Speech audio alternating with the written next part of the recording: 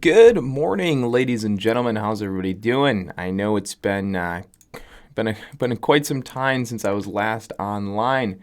Do apologize for that, but here I am. We're back online. So thank you guys once again for tuning in.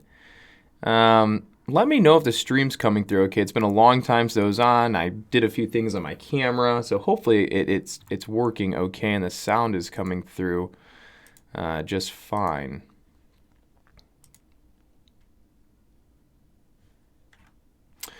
But we will get started. What's going on? What's going on, Trading Safe? So is the volume okay? Video coming through okay? It's been a while since I've streamed, so I want to make sure all the softwares are working properly. All right, fantastic, good stuff. So anyways, give you a little update. Haven't been online, really been kind of building a new, so to speak, a recording studio up here. I was going to put a green screen behind me and paint my wall so we could have a cooler stream. Haven't gotten around to doing that. Anyways, been a lot of stuff going on. So we're back online here. Everything's good to go. All right. So thanks again for tuning in. A couple stocks. We'll talk about TYHT, STNE. I know, such a slacker I am. Anyway, so a couple stocks, right? STNE, it's an earnings play, and TYHT. That is a penny stock this morning that received some pretty good news, something about the cannabis market or cannabis industry kind of popping up, going a little nuts. Yeah, the mustache is thick. It is coming in. I'm still honestly on the fence of shaving it off. I really just kind of grew it out for fun, see what it was like, and now that I've had my fun, maybe it's gonna go, right? Who knows? But I really did want to grow it all the way out so I could curl it up. That would have been more fun. All right, so let's get into screen share here. Give me just a second. Ooh, probably going to have to add that. Give me just a second.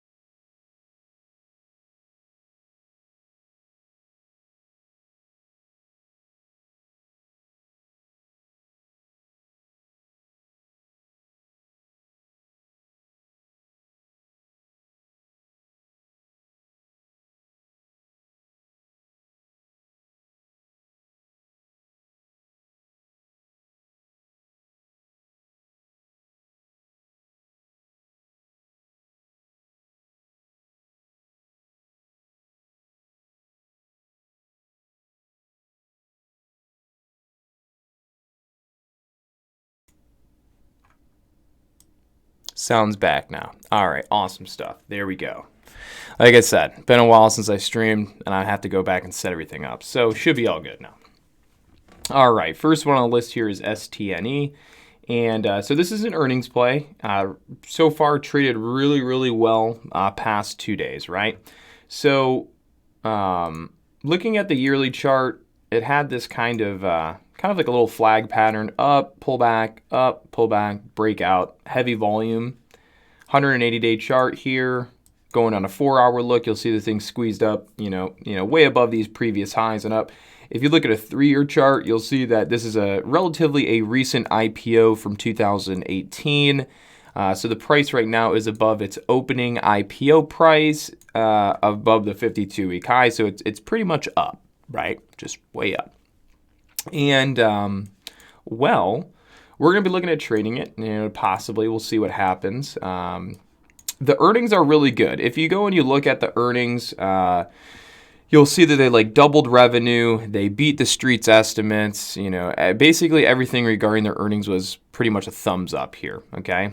So definitely going to be keeping an eye on STNE here today. I want to be long biased, but I am a tad bit hesitant to longing right away just because it's up pretty big. if I were long the stock already, this would be a scenario where I would probably want to sell some shares, maybe take some profit off the table.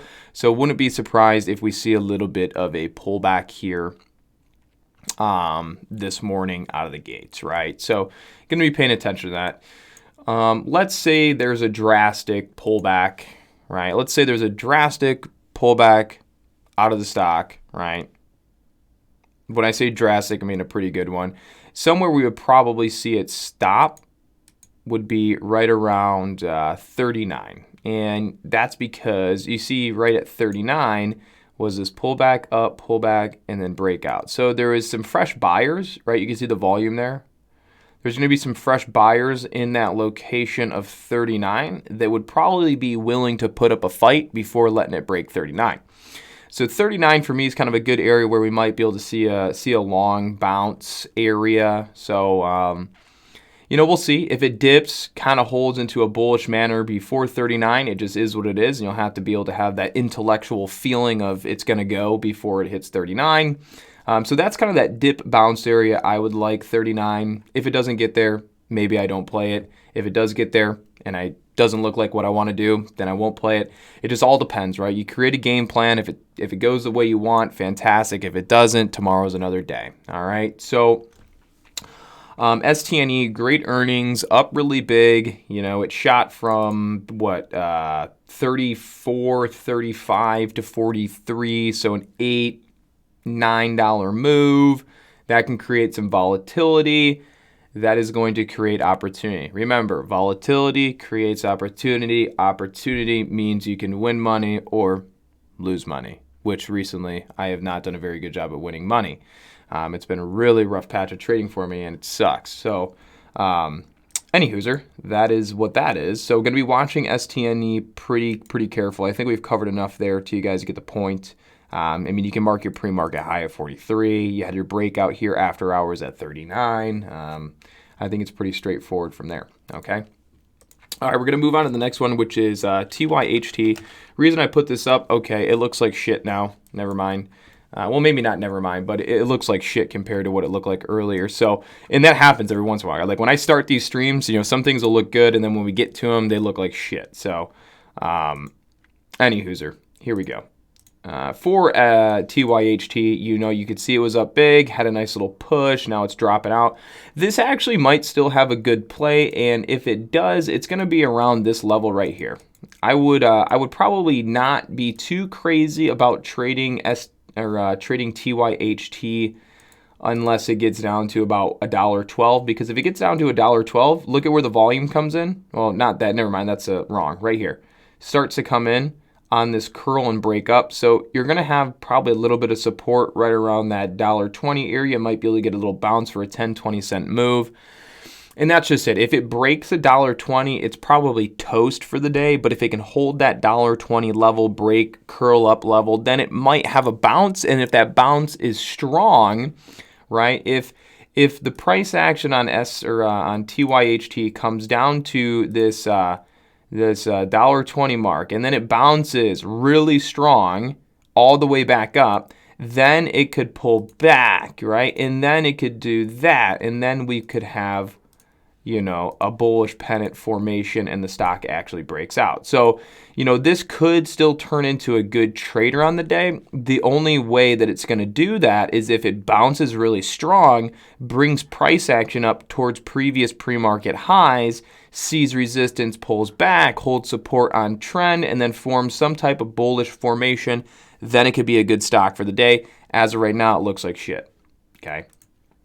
Let's continue forward. So that's TYHT. And now I will talk about ALT, and then I will kind of answer a few questions here. So ALT moving up this morning pretty well. There's talks about something about their flu vaccine doing pretty well. I don't believe in the flu vaccine. Honestly, I think it's a scam or some shit that you don't want to put in your body. That's me personally. Other people feel differently, but that's my opinion. So whole flu vaccine, I don't really believe in it, but anyways, stock's moving up. So I probably won't trade ALT today. Maybe, maybe not. And the reason I probably won't, all depends, is because ALT was a stock that about 6 months ago, You see this big spike? This was just a massive manipulative stock. It was extremely low volume, and this thing was just skyrocketing. You know, possibly it was a short squeeze, but it was a really, really sketchy stock. And ever since then, it's had a few pops, but nothing good has ever come out of these pushes. They're always shot up, and then they come crashing down. And so I just haven't seen a really, really great trading day on ALT ever since its big manipulative move up to 36 and then crash back down. I haven't seen anything really good. So I'm always kind of hesitant to wanting to trade this particular stock. All right, but let's take a look at it in the pre-market. So the way it's moving up right now, it's pretty good. It's kind of just chugging on along. You know, it's kind of trending that direction. It's got a high here at 469. You know, I mean, typically we want to see price action kind of come up, hit that, then come down like that, and then go up. That's typically the kind of formation we want to see.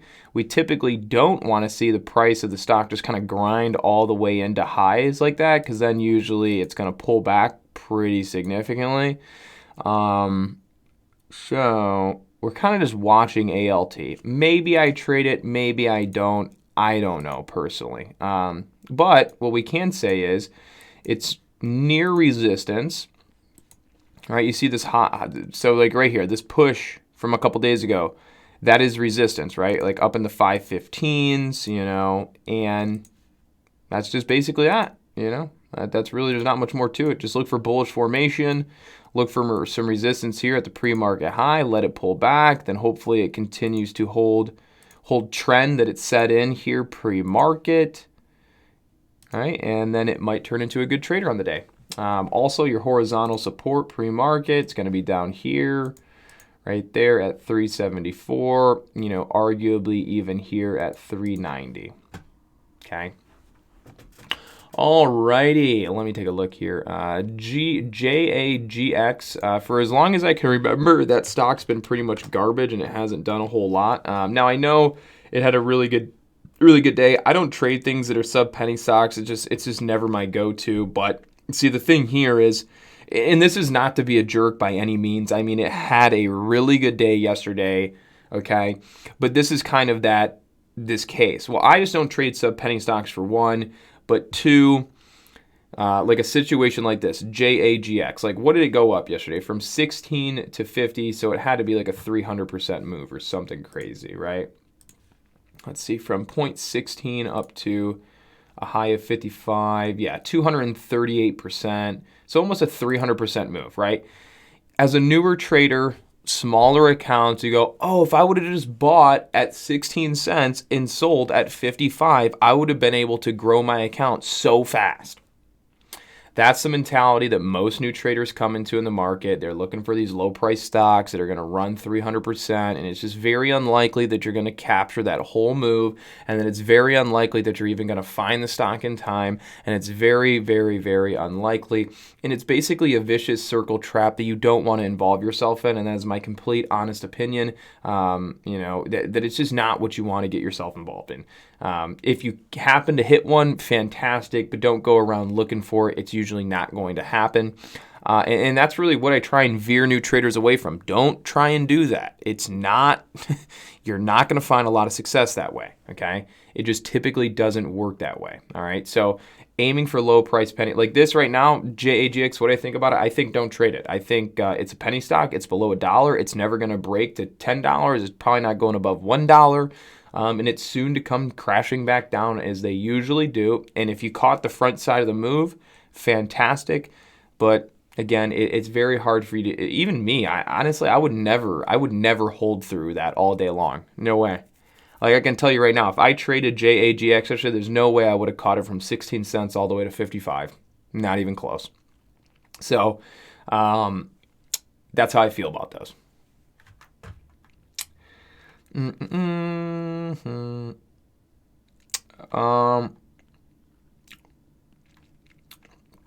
Every once in a while, I'll put the volume indicator on my chart. Remember, I have multiple screens, right? This is just one chart, you know. Some charts will have a MACD, some charts will have an RSI.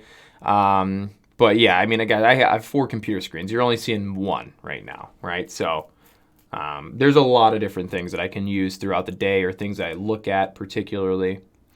Where have I been? Just working really pretty hard here.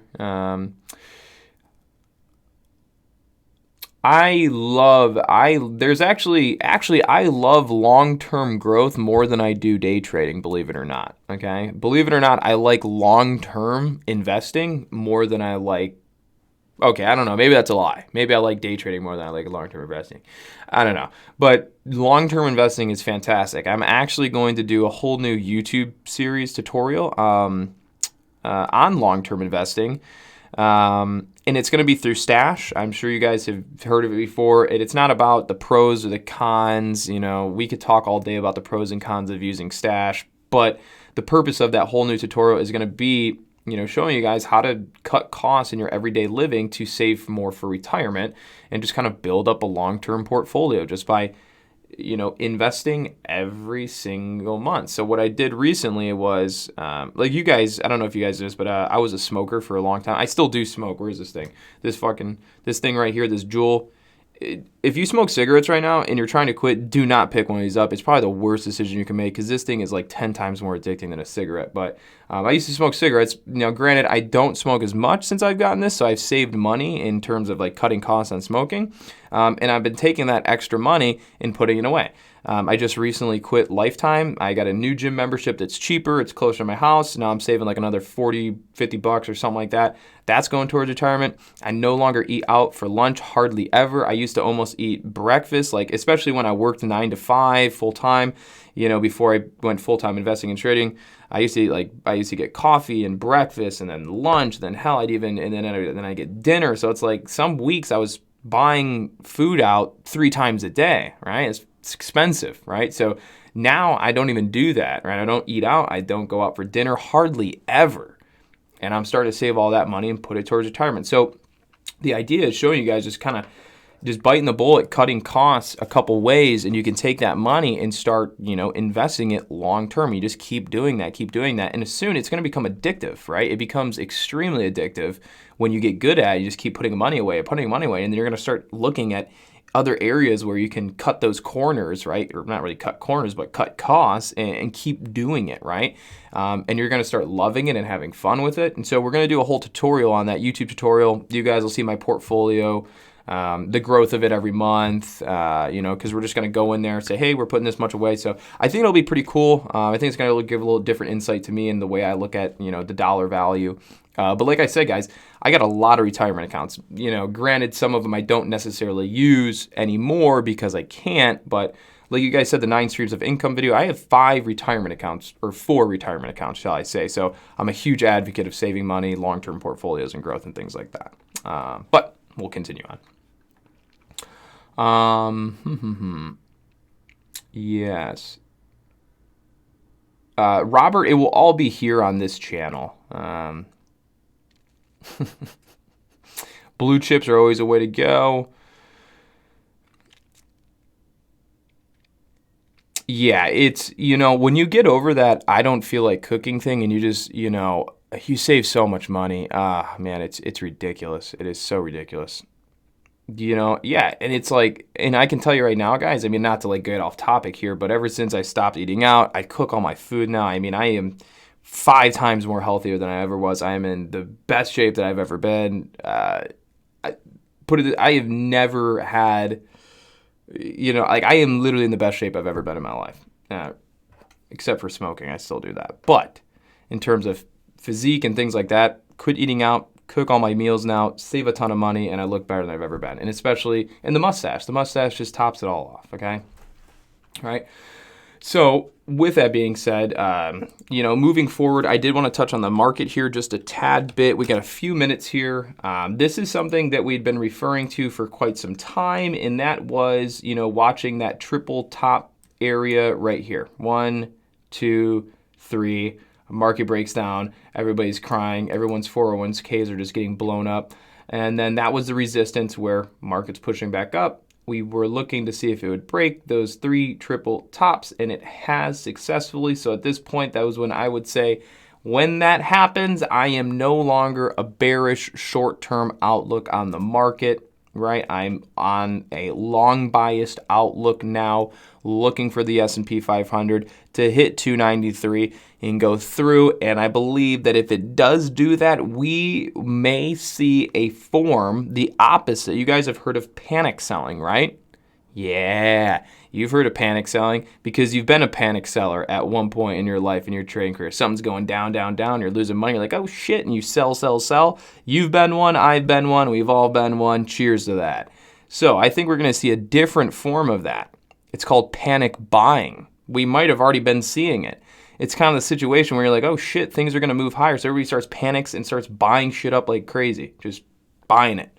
I think that's something we could start seeing here in the market, especially if we start to break new highs, because a lot of us, even myself, we've been kind of short this market, kind of bearish sentiment, and it's possible there could be some long-term shorts still holding, and we might go through a form of panic buying that squeezes us into new highs, and we have sort of a parabolic market move. It's possible.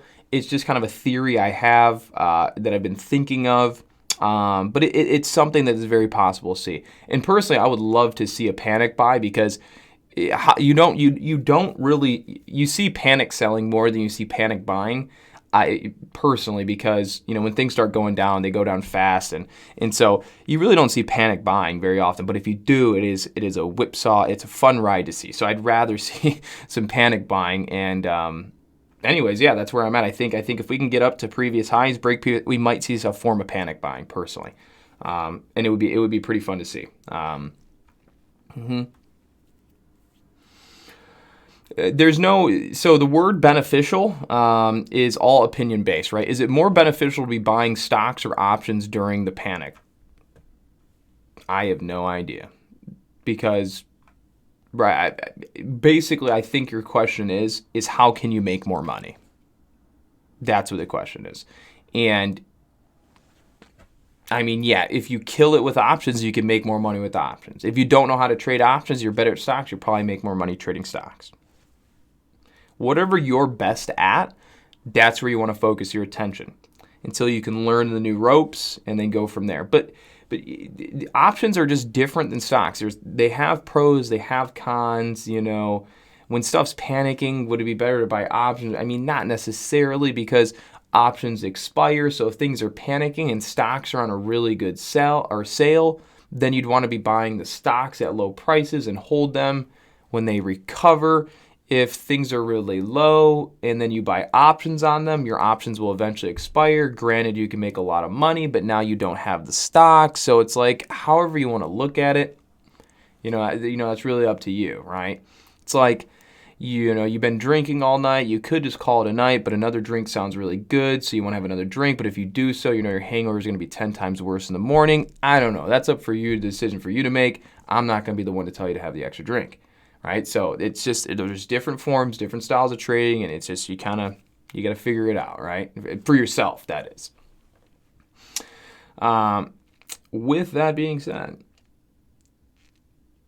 it is 8:56. So BBTH, yeah, panic buy, perfect example. You see BBTH, that's a panic buy. Shotch. Yeah, dude, I've been having a rough patch of trading. What was it? Was it yesterday? I started off with like 3 losses, and then I think I was down like 5. I was down like $600 with commission. And I'm like, man, this just sucks, because that was like my 3rd day or 4th day in a row red. I had a good green day where I was like, I made $6,000, right? And that $6,000 win, I think that was last week. That held me through like 4 or 5 days of just kind of like back and forth choppy red. And so it has been rough, man. Believe me, it's been rough. It's not been easy. So anyways, yeah, we're just kind of just grinding through. One